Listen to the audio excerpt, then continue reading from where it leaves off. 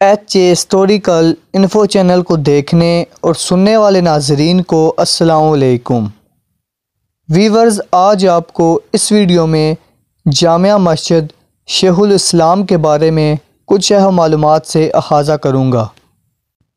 لاہور کے علاقہ model town میں 33 سال پرانی مسجد جامع شیخ الاسلام ترکی، مراکش، ایرانی اور عربی فن تعمیر کا حسین مجموعہ ہے۔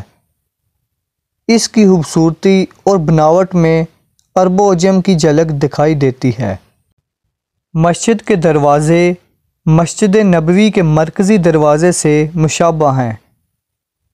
جامع شیخ الاسلام پہلی مسجد ہے جس کے ساتھ 37,000 کتابوں پر مشتمل لائبریری بھی موجود ہے۔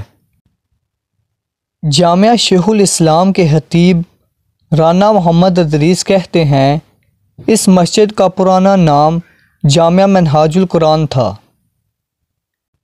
نمازیوں کی بڑھتی ہوئی تعداد اور جدید سہولتوں کو مد نظر رکھتے ہوئے مسجد میں توسیع کا فیصلہ کیا گیا۔ 3 سال قبل نیو تعمیر شدہ جامع شیخ الاسلام کو تحریک منہاج القرآن کے بانی ڈاکٹر طاہر القادری سے موسوم کیا گیا۔ انہوں نے بتایا کہ مسجد کے ویسے تو مختلف قرآنی آیات کنندہ ہیں، تاہم سورہ محمد کو خاص انداز میں تحریر کیا گیا ہے۔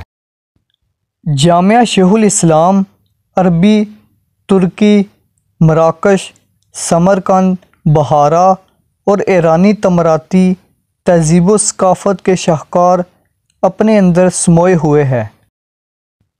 جامع مسجد کو دلکش اور خوبصورت بنانے کے لیے مسجد نبوی میں خدمات انجام دینے والے نقش و نگار کے ماہرین اور نیشنل کالج آف آرٹس کے معروف ڈیزائنر سے بھی اس کار خیر میں حصہ لیا۔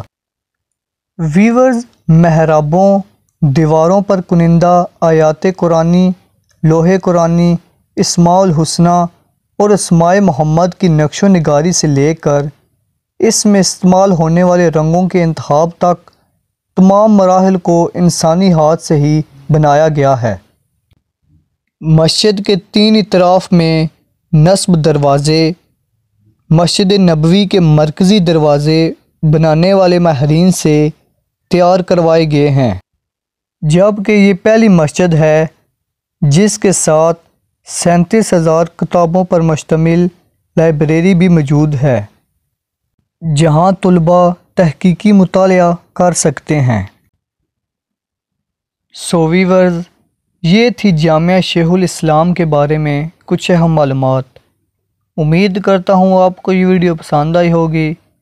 اس طرح کی آگے انٹرسٹنگ ویڈیو دیکھنے کے لیے میرے چینل کو سبسکرائب کریں، ساتھ بیل آئیکن کو لازمی پریس کریں تاکہ ہر نئی آنے والی ویڈیو سب سے پہلے آپ کو مل سکے۔